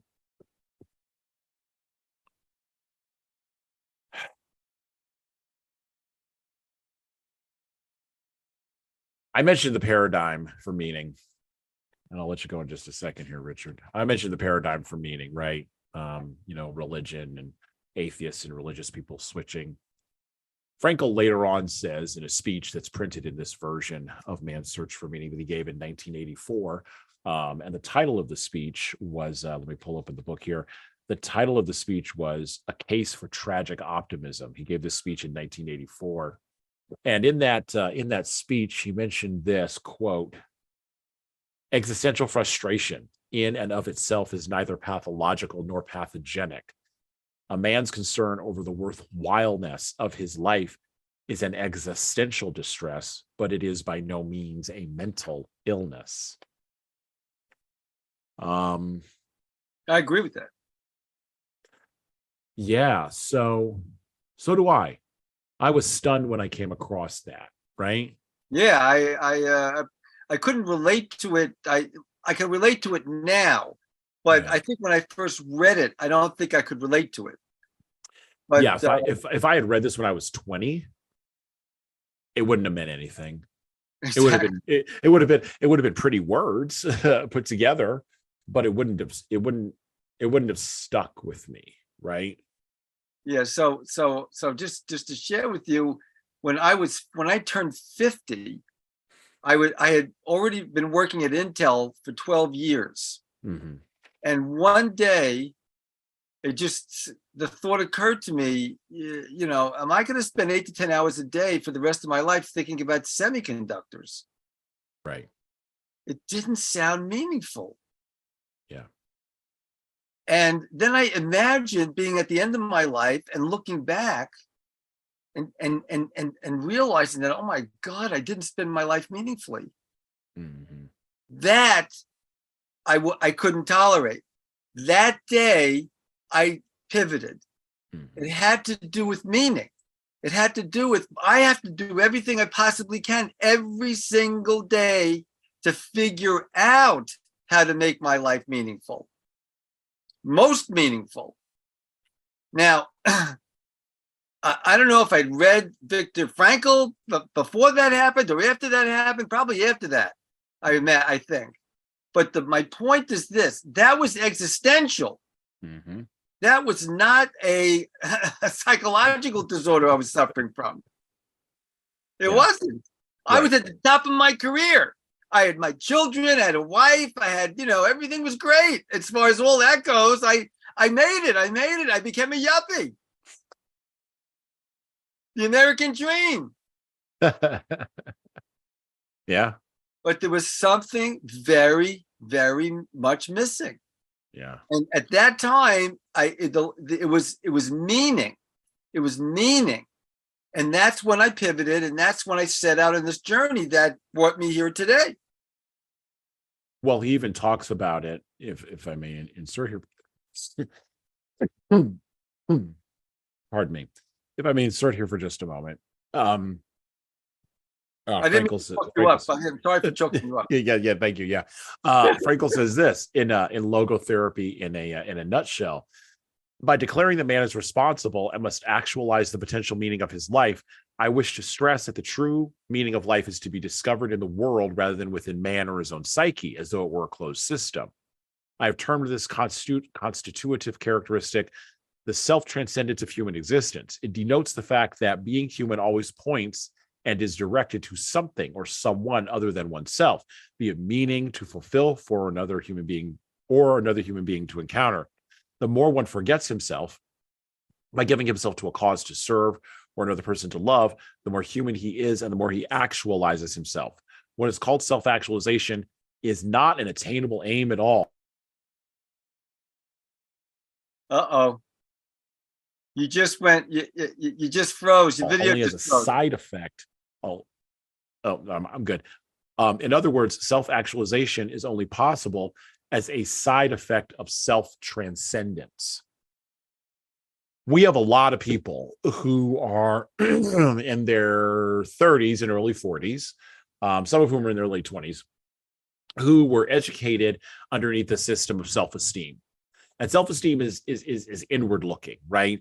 Because, well, no, I'm sorry, it's not inward looking. It's outward looking in that we are expecting other people to feed us inwardly. And the self-esteem movement in the educational system, particularly in America, and I don't know if your kids went through this, but I snatched my kids out of school, and now I homeschool my children in order to ensure that this is not perpetrated upon my children. But the self-esteem movement doesn't allow for self-transcendence. You can't get anywhere because unless other people feed you, you're done. But it's all selfish feeding. You're not feeding others. You're not pointed at something externally, like what you were talking about in your example at Intel. You said you were at the top of your career.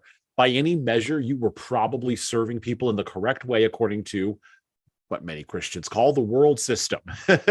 You were doing what you needed to do in the world in order to succeed in the world. And yet, you were not self-actualized.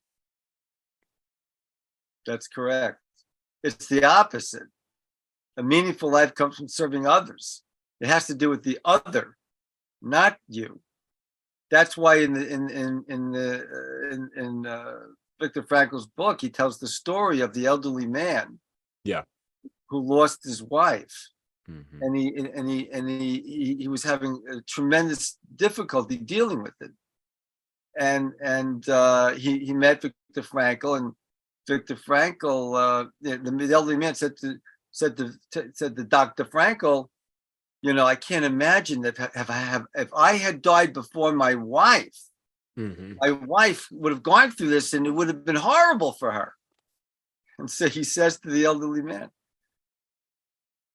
that's why you shouldn't feel so bad about your situation, because you saved your wife from going through that, because you lived.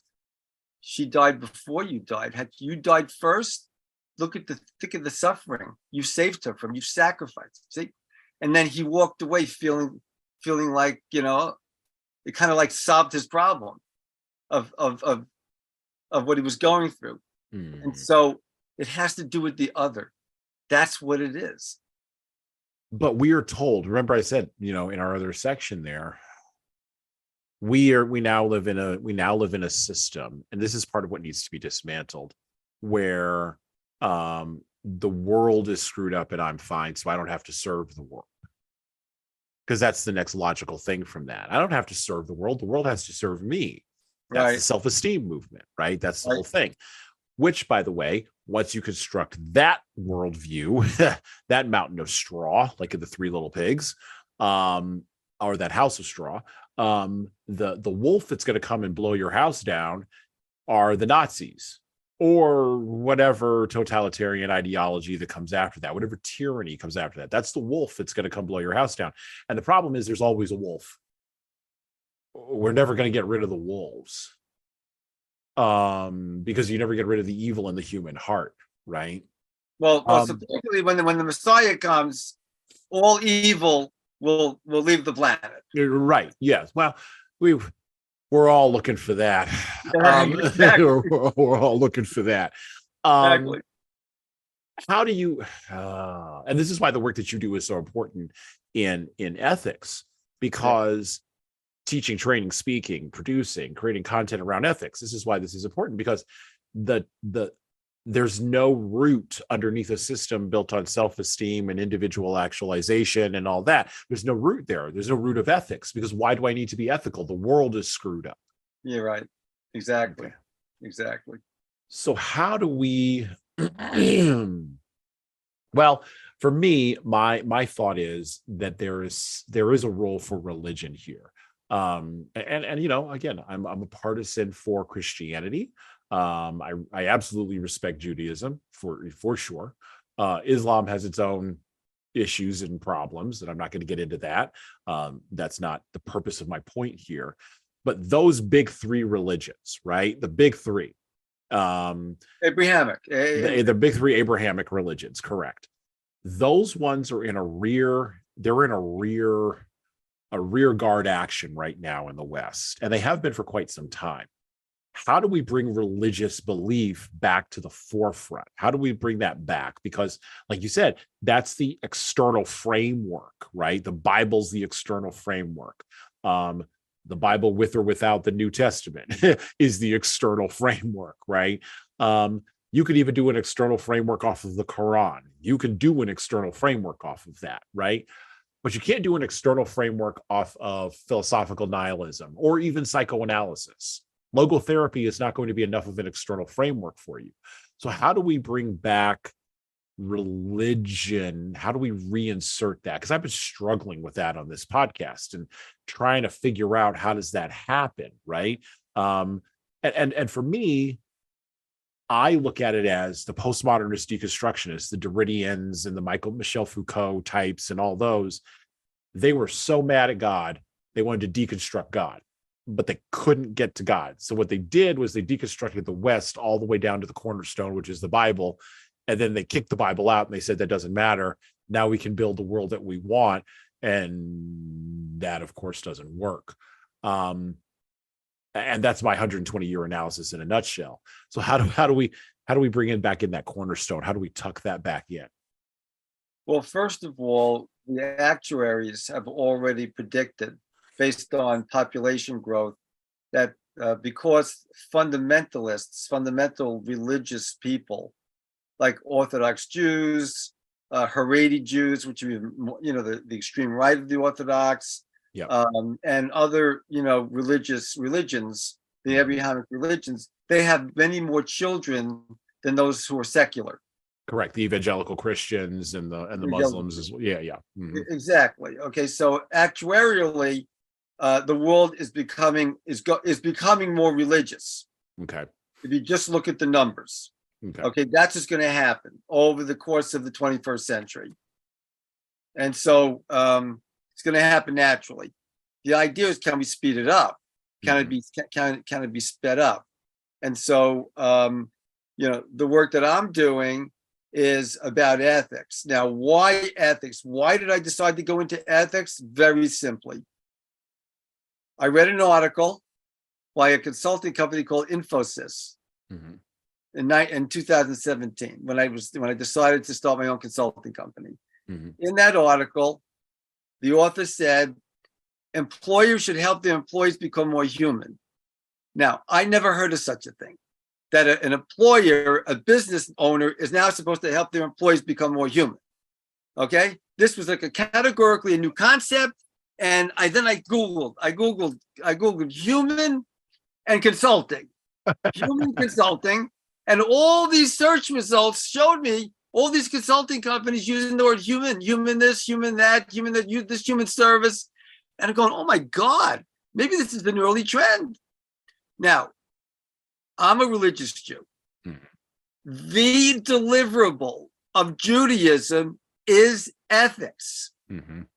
The bottom line, from the Bible, the whole historical thing, all the stuff that religious Jews are learning are the ethical laws of how to behave in every aspect of life for Jews. Right. Okay. All of that's derived from the Bible. Yep. Now, if ethics is the deliverable for Judaism, maybe that's what's missing from the rest of the world, maybe. And so I looked at the world and I go, yeah, the world's pretty unethical. Maybe the world could use some ethics. That's why I decided to go into ethics. And so I think that's what I'm doing. That's my contribution. That's what I'm doing. Of course, I do connect it, tangentially to, religion, tangentially, but it's not about religion itself. So I'm teaching people about the paradoxical nature of the human condition and chronic human problems. And that involves free will, which has to be, a non-physical phenomenon, and ethics is tied to that. And so there's the connection between the non-physical world and what the secular world believes in, which is physicality. So, but it requires both. If you're not free, if you don't have a free will, you are a robot. Biological robot, a puppet. And if that's what you want to believe, if that's what you think you are, that's your prerogative. I don't feel like I'm a robot. I mean, there are aspects of me that are robotic, that I do have habits, that that I behave certain way habitually. Yeah. Human beings are robotic too. That's only one side of human beings. There's another whole side that's free. Yep. That's the side we have to understand. And that's the side of ethics. That's where ethics comes in. Now, to answer your original question, if you decide to live an ethical life, if you realize how important ethics is, and that's your discipline, you're going to learn how to be as ethical as possible. You're going to study ethics. You're going to incorporate that into your belief system. As you do that, you become more and more free. That's what happens. You don't have to be religious to be ethical. Secular ethics only takes a person so far. But there's a whole nother level above that religion provides. Scientists do not talk about the divine, the sacred, and the holy. Okay? Because they can't. Because that stuff's not physical. So if you want to hang out with the scientists, you want to believe that there's not holiness and divinity and nothing sacred, fine. Okay, hang out with the secular scientists. Not all, by the way, there's a lot of scientists that are religious. They just don't study. They know you can't study that stuff using the scientific method. That's all. And so if you want a taste of the holy, the sacred, and divine, that's all on the non-materialistic side, and it's everybody's choice whether they want to do that or not. But that's all of that provides another whole framework of ethics that you can't get to with using secular ethics, like what the philosophers gave us. Mm-hmm. Mm-hmm. And so that's the story. That's the story. There's one other thing here I'd like to explore, and we're going to go back to the book, because I want Frankl to respond to Richard here with another idea, which I think is also something that ethics has to address: the idea of the truth and lies. Back to the book, back to Man's Search for Meaning. Oh, by the way, before you go, I just want to say, yes, religion is not perfect. Okay. No. Religion is not perfect. And so, religions have to improve also. Mm-hmm. And so it's not I just wanted to make that I wanted to add that. Okay. No. And if we were looking for, I'm going to frame it this way. If we are chasing perfection on this side of the veil, it can never be attained in any system that involves human beings. And religion fundamentally involves human beings. That's just it. To go back to the Old Testament, Genesis occurs, and by Genesis 4, everything's off the rails. Everything's off the rails.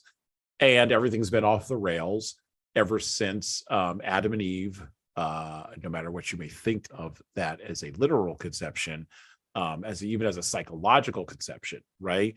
Everything's been off the rails since human beings fell into history. And there's no way around that because of the human condition, the chronic nature of the human condition, which Richard has talked about, the chronic nature of suffering and how suffering engages with us, how we build systems and then relate to them, which I've been talking about. And of course, this fourth aspect, which we're going to talk about here in just a minute, what we tell ourselves, the difference between truth and lies.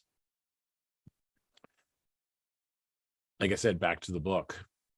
In Auschwitz, I had laid down a rule for myself, which proved to be a good one, and which most of my comrades later followed.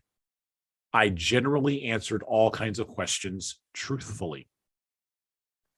When I was silent about anything that I was not expressly asked for, if I were asked my age, I gave it. If asked about my profession, I said doctor, but did not elaborate.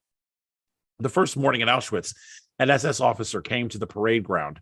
We had to fall into separate groups of prisoners, over 40 years, under 40 years, metal workers, mechanics, and so forth. Then we were examined for ruptures, and some prisoners had to form a new group. The group that I was in was driven to another hut where we were lined up again. After being sorted out once more and having answered questions as to my age and profession, I was sent to another small group. Once more, we were driven to another hut and grouped differently. This continued for some time, and I became quite unhappy, finding myself among strangers who spoke some unintelligible foreign languages. Then came the last selection, and I found myself back in the group that had been with me in the first hut. They had barely noticed that I had been sent from the hut to hut in the meantime, but I was aware that in those few minutes, fate had passed me in many different forms. When the transport of sick patients for the rest camp was organized, my name, that is my number, was put on the list since a few doctors were needed, but no one was convinced that the destination was really a rest camp. A few weeks previously, the same transport had been prepared. Then, too, everyone had thought that it was destined for the gas ovens. When it was announced that anyone who volunteered for the dreaded night shift would be taken off the transport list, 82 prisoners volunteered immediately. A quarter of an hour later, the transport was canceled, but the 82 stayed on the list for the night shift. For the majority of them, this meant death within the next fortnight. Now, the transport for the rest camp was arranged for the second time. Again, no one knew whether this was a ruse to obtain the last bit of work from the sick, if only for 14 days, or whether it would go to the gas ovens or to a genuine rest camp. The chief doctor, who had taken a liking to me, told me furtively one evening at 9:45, "I have made it known in the orderly room that you could still have your name crossed off the list. You may do so up until 10 o'clock. I told him that this was not my way, that I learned to let fate take its course. I might as well stay with my friends, I said. There was a look of pity in his eyes, as if he knew. He shook my hand silently, as though it were farewell. Not for life, but from life. Slowly, I walked back to my hut. There I found a good friend waiting for me. You really want to go with them? He asked sadly. Yes, I am going. Tears came to his eyes, and I tried to comfort him. Then there was something else to do, to make my will. Listen, Otto, if I don't get back home to my wife, and if you should see her again, then tell her that I talk to her daily, hourly. You remember. Secondly, I have loved her more than anyone. Thirdly, the short time that I have been married to her outweighs everything, even all that we have gone through here. Otto, where are you now? Are you alive? What has happened to you since our last hour together? Did you find your wife again? And do you remember how I made you learn my will by heart, word for word, in spite of your childlike tears? The next morning, I departed with the transport. This time, it was not a ruse. We were not heading for the gas chambers, and we actually did go to a rest camp. Those who had pitied me remained in a camp where famine was to rage even more fiercely than in our new camp. They tried to save themselves, but they only sealed their own fates. Months later, after liberation, I met a friend from the old camp. He related to me how he, as camp policeman, had searched for a piece of human flesh that was missing from a pile of corpses. He confiscated it from a pot in which he found it cooking. Cannibalism had broken out. I had left just in time. Does this not bring to mind the story of death in Tehran? A rich and mighty Persian once walked in his garden with one of his servants. The servant cried that he had just encountered death, who had threatened him. He begged his master to give him his fastest horse so that he could make haste and flee to Tehran, which he could reach that same evening. The master consented, and the servant galloped off on the horse. On returning to his house, the master himself met death and questioned him. Why did you terrify and threaten my servant? I did not threaten him. I only showed surprise in still finding him here when I planned to meet him tonight in Tehran, said Death.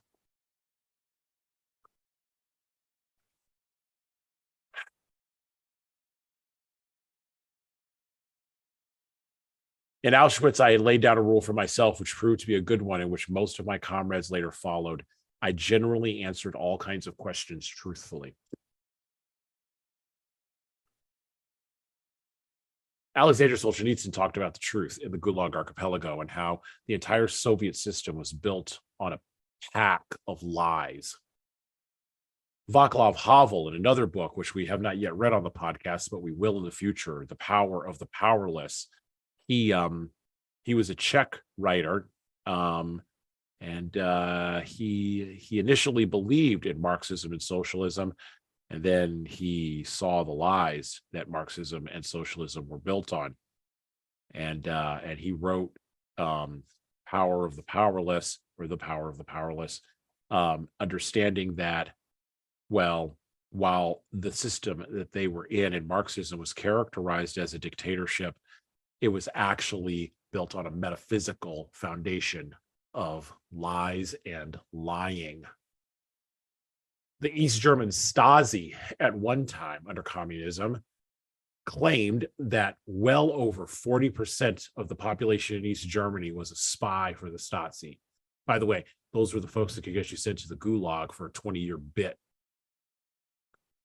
And of course, let's not leave the Chinese communists out of this, particularly with the virus of unknown origin that swept through the world in 2020. Let's not forget that they're communists and they lie too. You cannot have a system of ethics at a nation state level or at an individual life. By the way, Milan Kundera proved this in Unbearable Lightness of Being. You cannot have moral clarity based on lies. Instead, you are going to be destroyed by the acidity of moral weakness. And it's going to eat down all the way to you as the individual, from the state all the way down, and then from the individual all the way up. It destroys the hierarchy. Now, there are 3 kinds of lies that everybody knows, famously from Mark Twain: lies, damned lies, and of course, statistics. But then there's the 4th kind of lie. What are the 3? Lies, just general lies, damned lies, and statistics. Those are the 3 big ones that I believe was Twain identified those. But there's also a 4th category, and it's a lie about the fundamental nature of reality itself. It's a lie. Well, it's a lie about what a man or a woman can be. We're talking about biology. It's a lie about how economics works, or it's a lie about the nature of relationships between people. All systems that work rely on a social agreement about the truth, capital T. And when individual people abandon the social agreement, as was evidenced in man's search for meaning, for the ease of going along to getting along, well, the edges of the social agreement begin to fray. This is why the Constitution matters. Freedom of speech, freedom of worship, freedom of association. These are all integral to telling the truth. And telling the truth should not be an act of bravery, but instead an act of continuing the maintenance of reality itself. How do we get rid of the lies? If we want people to behave more ethically, we got to get people to stop lying, particularly to themselves. How do we get rid of the lies, Richard? How do we stop people from lying? Just first to themselves. Forget to the system, right? Forget to communism or whatever, or a republic. Forget that. In people's own homes, in their own households, in their own families. Well, if people learn that lying is self-destructive, then they'll stop. But people don't understand that, and so that's, I think that's the only way to do it. If you don't understand that it's self-destructive, then people will keep lying. People lie. The kind of lying you're talking about is done because the person who's lying is doing it for serving himself. Mm-hmm. He's serving himself by lying. He thinks he's serving himself by lying. There are lies that don't work that way, right? And when you want to have a surprise birthday party for someone, so you lie to the person, right? So that's not self-serving. And so if if saving another person's life requires you to lie to someone else, or to lie, that's not self-serving. You're saving somebody's life, so that's right. ethical, right? But most lies, the kinds of lying you're talking about, is all self-serving, and so it's the opposite. If people understood that it's self-damaging to lie, if you think you're actually helping yourself survive by lying to somebody to serve yourself, it doesn't work. It's the opposite. So people don't understand it. And so now there are cases where you have to lie in order to survive. There are certain cases there where you have to lie to survive, and in those cases, it's probably ethical to lie. So you have to understand ethics in order to know when it's appropriate to lie and when it's not appropriate to lie. Right. A lie just means you're covering up the truth. A lie is something that covers up the truth. Mm-hmm. That's what a lie is. And so sometimes it's appropriate, sometimes it's not. That requires wisdom. And so most people are operating in order to survive. Most people's decision making is for their own survival. That's biologically how we're designed. The biology is designed for survival, and it's sending every signal that goes into your mind that you didn't generate, that just flows in there. It's all survival based. And most people don't realize that. So they're listening to all that stuff, that voice, that's all those signals, the thoughts, the feelings, the body sensations, the emotions, the desires. They're listening to all that stuff. They think it's them. They think that's them talking to themselves. It's presented to them that way. That's go back to the Garden of Eden. There's only three voices in the Garden of Eden: the voice of wisdom, the voice of the opposite of wisdom, which is the villain. Mm-hmm. And the villain is presented in the Bible as a friendly creature. Right. And he's the opposite. He's the opposite. He's the enemy. He's not a friend. And so if you can't distinguish the two, you're screwed. Not to put too fine a point on it. Okay, so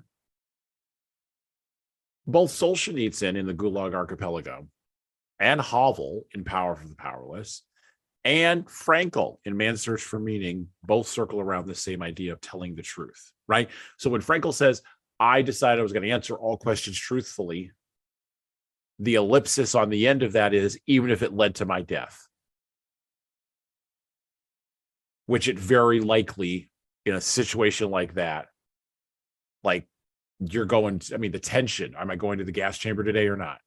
Like you're living with that in ways that, again, I'm not minimizing, I want to be highly respectful of the account.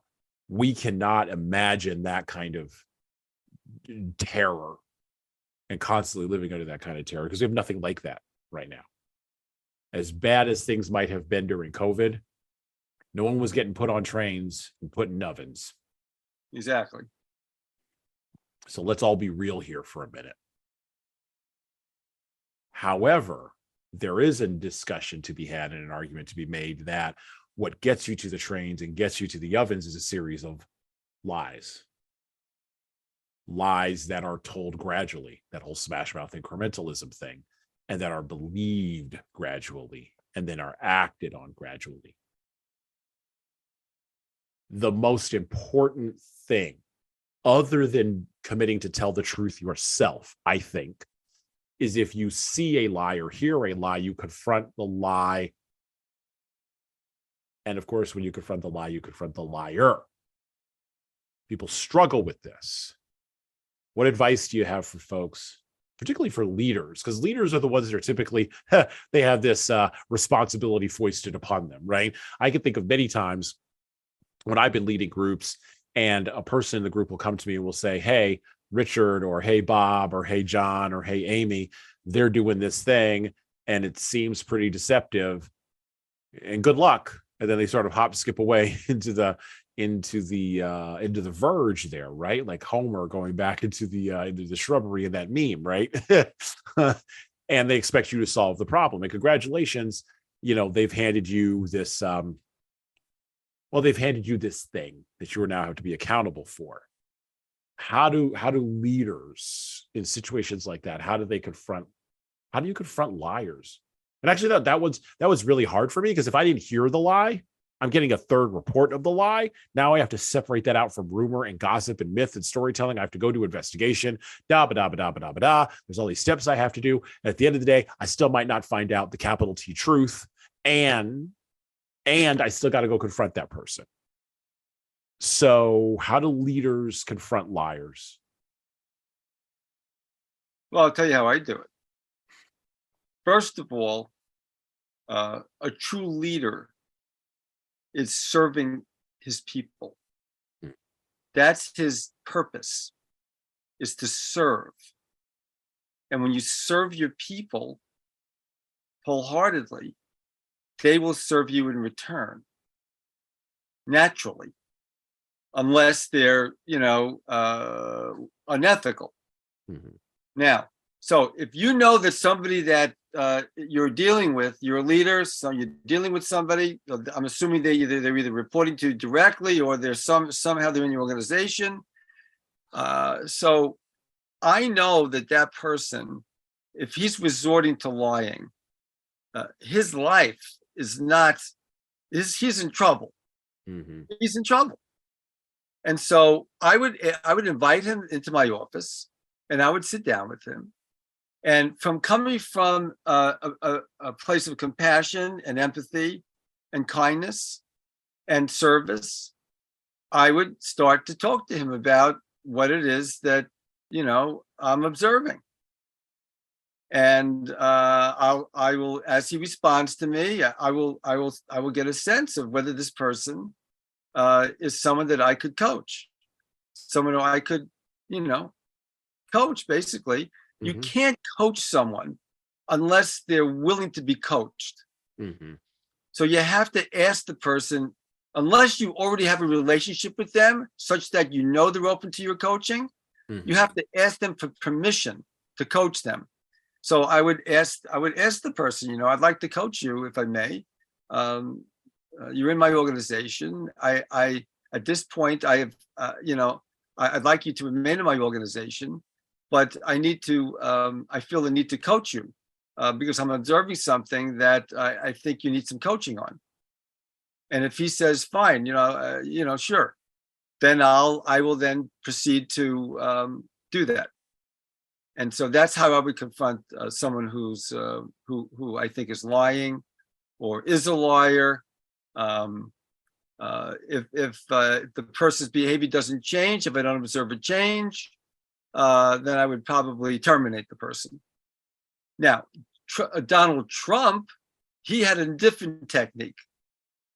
He was very clever. When he would hire someone new, he would call them into his office, sit them down, close the door, and he would say to the person, "Do I have your loyalty?" Now, when you ask someone that question, you're trapping them. Right. Because they can't say no. So they're going to say yes. And when they leave you, when they left Trump's office, now they know they have to prove to Trump that they're actually loyal. And that's going to drive their behavior, their performance. They now have to prove that they're really loyal because that's what Trump's looking for. And so that's how he did it. That's how he would, but that's an unethical method. Right. That's an unethical method because you're trapping the person and, that's unethical. And so I just thought I'd throw that in there because I think, he used to do that. I don't know if he still does it. I mean, he met with Comey. Remember he met with Comey? Oh, yeah. I remember that. I remember all of that. All of that. All those shenanigans. Oh, yeah, absolutely. Well, and in that case, the the challenge of taking that kind of method is that's like taking Tinker Toys to a construction site. That's the analogy there. If you're in a space where politics and power have come together, like Washington, D.C., as sort of perfect bedfellows. And by the way, they've been bedfellows since time out of mind, since it's Moses was in short pants. Then that kind of question just reveals your amateurishness. It reveals that you're operating an amateur hour.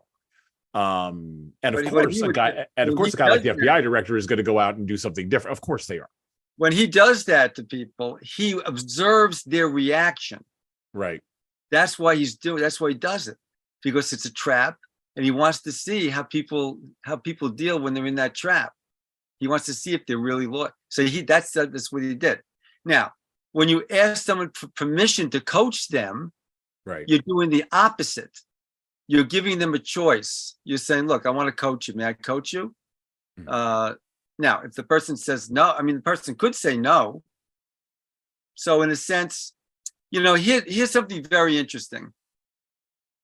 That could also be viewed as a trap, right? What's he going to say? The guy reports to you. He's in your organization. You're asking him permission to coach you. What's he going to say? No. So that could be viewed as a trap also. The problem is that asking people questions, when you ask someone any question, and they know you're asking, and it's clear to everybody that you're asking them, the person's asking you the question, you have to respond. Right. You don't have a choice. So you're actually being trapped every time someone asks you a question, even if the response is not to respond. Well, not to respond. Right. And we see this with Frankl, right? Like there's some questions he was going to not respond to, right? He just wasn't going to respond. Right. Or if he was going to respond, he was going to respond truthfully. Right. Exactly. And those were his only two options. You know, he built himself up, he built himself boundaries, right? Which boundaries are a box. And he put himself in a box and he pulled the lid shut. What impressed me about that approach, and I think is relevant for leaders, is even if that approach went to the extreme end of death, that was going to be the approach he was going to take. And that implies a level of clarity as to the nature of the commitment that you're making.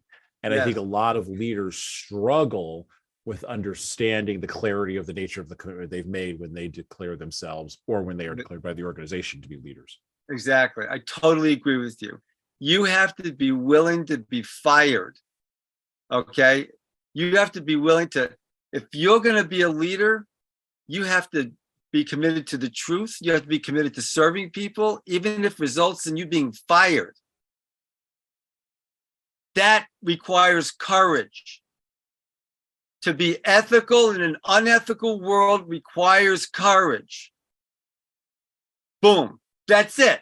You want to be a leader? You have to have courage.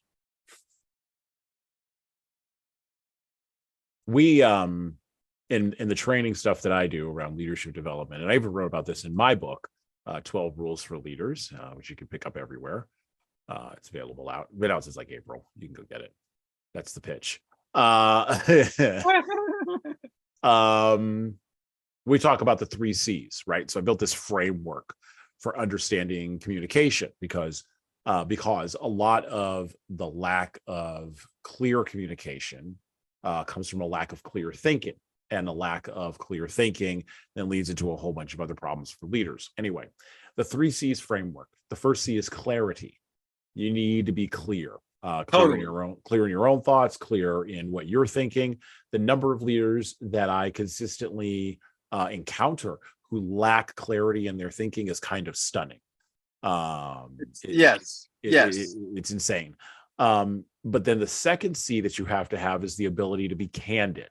And candid means telling the truth, not the brutal truth, but telling the truth in sort of a Viktor Frankl kind of way. Telling the truth truthfully, answering questions truthfully, choosing to not respond or choosing to delay a response, right? Even if that means you might be fired or you might be not promoted or your status might be reduced, there has to be risk. There has to be, as Nicholas Nassim Taleb would say, there has to be skin in the game, right? Yes. But then the third C in that structure, and I don't think those other 2 C's operate, because you can be clear and you can be candid, but this is that all the way to firing thing or all the way to the gas chamber thing. You have to have courage, which is exactly what you just said. And that's the third C.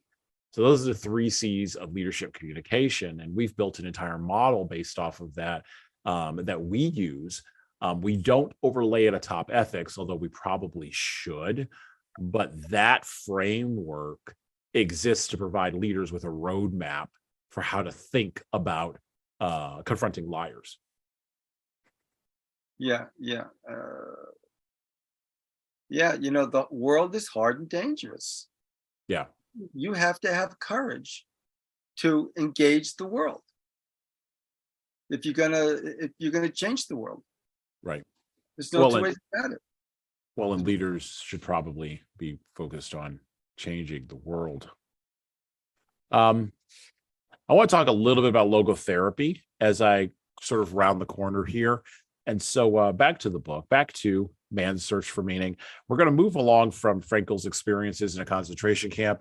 The edition that I have has 3 different sections. So it has Frankl's experiences in a concentration camp, which some versions don't have the other 2 sections. But it has his part 1, the experiences, which is about 115 pages. Then you've got a second part, which is called Logotherapy in a Nutshell. And that's around 60 pages or so, 40 to 60 pages or so. And then you've got a postscript, The Case for Tragic Optimism, which was the speech I referenced earlier that he made in 1984. So I'm going to read from my version, just a little tiny sample, and that'll kick us off to talking a little bit about logotherapy and as we round the corner on our close here today on man's search for meaning. So, and I quote from Viktor Frankl, logotherapy in a nutshell, the existential vacuum. The existential vacuum is a widespread phenomenon of the 20th century. This is understandable. It may be due to a twofold loss which man has had to undergo since he became a truly human being, since he fell out of the garden and fell into history. That's my little addition on that. At the beginning of human history, man lost some of the basic animal instincts in which an animal's behavior is embedded and by which it is secured. Such security, like paradise, is closed to man forever. Man has to make choices. In addition to this, however, man has suffered another loss in his more recent development, inasmuch as the traditions which buttress his behavior are now rapidly diminishing. No instinct tells him what he has to do, and no tradition tells him what he ought to do. Sometimes he does not even know what he wishes to do. Instead, he either wishes to do what other people do, conformism, or he does what other people wish him to do, totalitarianism. A statistical survey revealed that among my European students, 25% showed a more or less marked degree of an existential vacuum. Among my American students, it was not 25, but 60%. The existential vacuum manifests itself mainly in a state of boredom. Now we can understand Schopenhauer when he said that mankind was apparently doomed to vacillate eternally between the two extremes of distress and boredom. In actual fact, boredom is now causing, and certainly bringing to psychiatrists, more problems to solve than distress. And these problems are growing increasingly crucial. For progressive automation will probably lead to an enormous increase in the leisure hours available to the average worker. The pity of it is that many of these will not know what to do with all their newly acquired free time. Let us consider, for instance, Sunday neuroses, that kind of depression which afflicts people who become aware of the lack of content in their lives when the rush of the busy week is over and the void within themselves becomes manifest.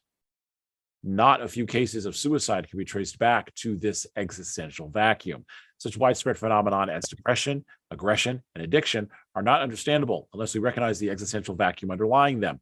This is also true of the crises of pensioners and aging people. Moreover, there are various masks and guises under which the existential vacuum appears. Sometimes the frustrated will to meaning is vicariously compensated for by a will to power, including the most primitive form of the will to power, the will to money. In other cases, the place of frustrated will to meaning is taken by the will to pleasure. That is why existential frustration often eventuates in sexual compensation. We can observe in such cases that the sexual libido becomes rampant in the existential vacuum. An analogous event occurs in neurotic cases. There are certain types of feedback mechanisms and vicious circle formations, which I will touch upon later. One can observe again and again, however, that this symptomology has invaded an existential vacuum, wherein it then continues to flourish. In such patients, what we have to deal with is not a neugenic neurosis.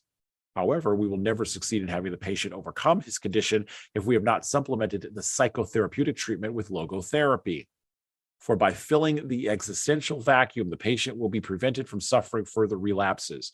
Therefore, logotherapy is indicated not only in neugenic cases, such as pointed out above, but also in psychogenic cases, and sometimes even the somatogenic or pseudo-neuroses. Viewed in this light, a statement once made by Magna B. Arnold is justified. Quote, "Every therapy must in some way, no matter how restricted, also be logotherapy." Close quote. Let us now consider what we can do if a patient asks what the meaning of his life is. Yeah. I just want to show you something. Yes. Did I ever show you this book? No. And if you can't see it on the, obviously you can't see it if you're listening. So I'm going to read the title of the book that Richard is holding up. It's Paradoxical Psychotherapy, Theory and Practice with Individuals, Couples, and Families by Gerald R. Weeks, PhD, and Luciano Labate, PhD. I don't know what edition it is, but he's holding it up right now, and you can check that out when you're listening to the podcast. I'll have the title of it in the show notes. But go ahead, Richard. I was just going to say, when I actually discovered that there was such a thing as paradoxical psychotherapy, remember I told you that my intellectual property, my paradigm that I developed about the paradoxical nature of chronic human problems, freedom, and ethics. I started Googling paradox to see what was out there, so I can really understand what this paradox phenomenon is, I found this book. Then I bought the book, and it blew my mind because people start to get well when the therapist places them into a paradox. And so, anyway, I think if you remember when you read Viktor Frankl's book, his main technique is called paradoxical intention. Yes. Yeah. So I assert that paradox, if you don't understand paradox and the paradoxical nature of us, then, well, I'll put it to you this way. If one does understand it, then you'll have a tremendous advantage in understanding yourself, controlling yourself, preventing chronic problems for your in your businesses and in your personal life, and solving them when you've got them. And so, anyway, that's my pitch. Well, talk a little bit about, because I do think that when I started reading Answers for Meaning, and I read The Case for Logotherapy, and then I read his speech there, I had not had any exposure to a formalized understanding of logotherapy. But literally, the first thing that I thought of was Carl Jung. And then immediately after that, I went right to Jordan Peterson, like in my head. I just went right, like I clicked the two things together, right? Because I think what Dr. Peterson currently is doing in the public, if you're watching him carefully and closely and not just writing him off as some alt-right avatar or somebody who just talks to young men, but I mean, he does, and he's not. What you see is he's doing logotherapy in public. You can see him actually doing it in public. Interesting. When you look at a lot of what some of, and by the way, he's probably at the top of the mountain of these guys, that includes a list like David Goggins and Joe Rogan and Jocko Willink, and I'm naming a bunch of names that people will know, which are again politically associated with right-leaning tendencies, but the reality is they're actually apolitical. They're talking about the nature of reality itself, which is exactly what logotherapy does. And it frames existentialism or existential despair not as a philosophy to be toyed with, as Albert Camus framed it, but instead as a vacuum to be filled. I wouldn't even say a problem to be solved, it's just a vacuum to be filled. Would you say that's accurate? I completely agree. When in the change agent course, very early on in the course, there's one slide on the 3 human factors that are required for personal fulfillment: freedom, meaning, and growth. If you lack freedom, meaning, and growth, you're going to feel a void. You're not going to feel personally fulfilled. There's going to be a void there. And then the person has to fill the void in order to, because that void is like a feeling of suffering. It's an emptiness. It's a suffering. Mm-hmm. And so people look to fill the void in wrong places. That's the problem. Right. And so I don't want to go into any more detail than that.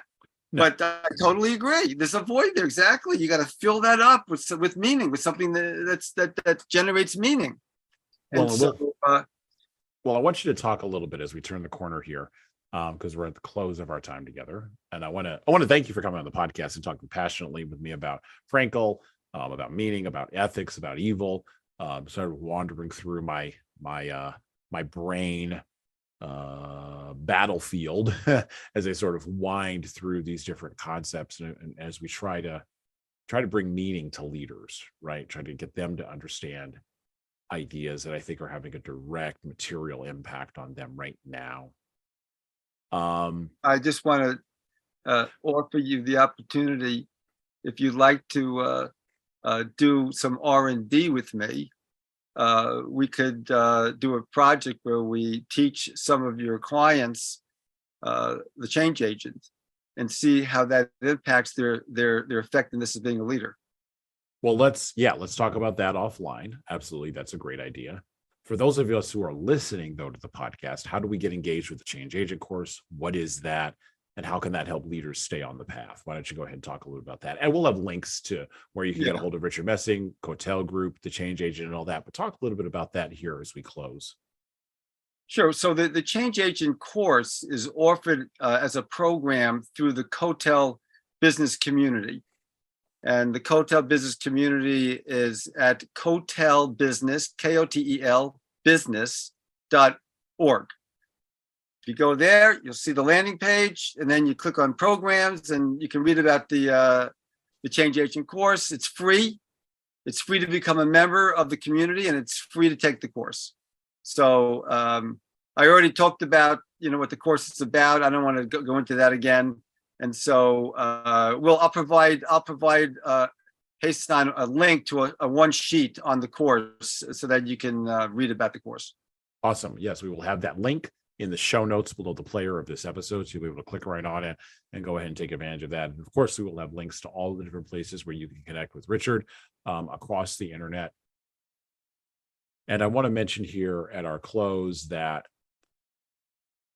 if you think the things of the spiritual or the emotional and the logical don't matter nearly as much as the things in the material world that you can touch, taste, see, or smell, you have been deceived. Leaders have a responsibility in order to engage with the world. And part of that responsibility is understanding that deception requires both a target and a user. Leaders need to be clear-eyed in this understanding, not to be deceived. Leaders need to be clear about their ethics.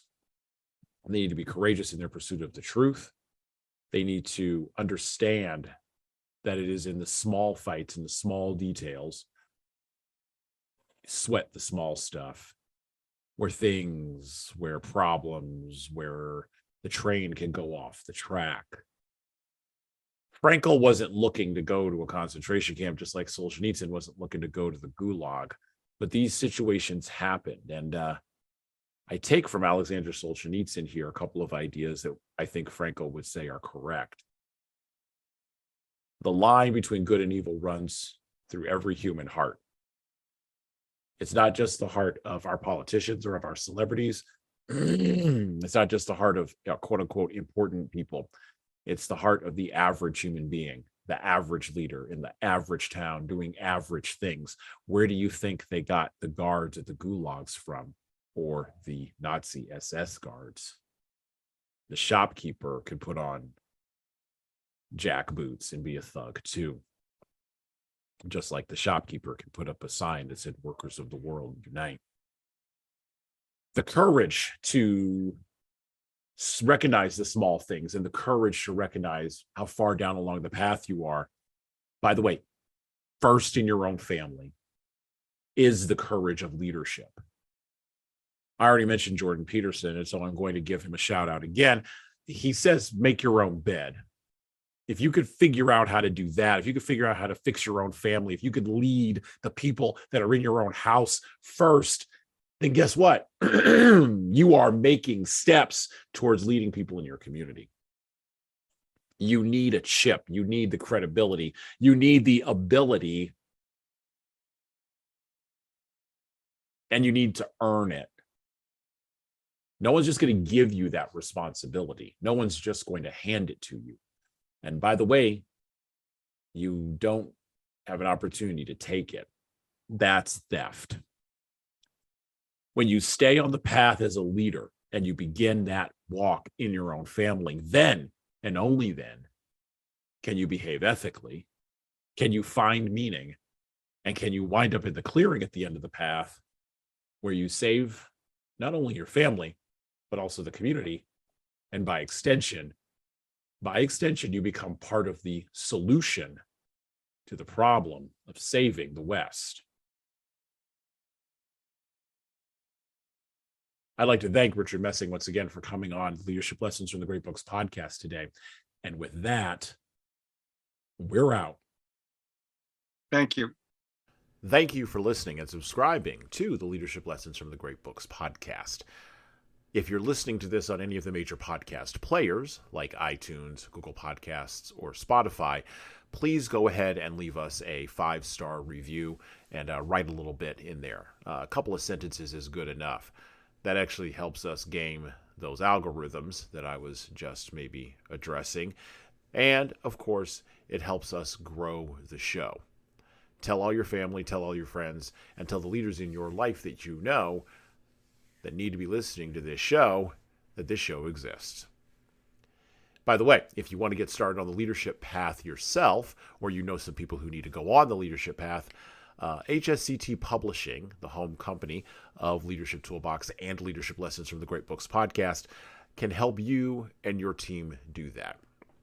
So check out our training webinars, coaching services, and more at leadershiptoolbox.us. We are remote, we're live, we're in person, we're on video, and we've got leadership development solutions for your civic group, nonprofit staff, public sector staff, or even your private sector leaders. And of course, you're going to want to check out our video-based subscription service at leadingkeys.com. That's leadingkeys.com for leadership development on demand.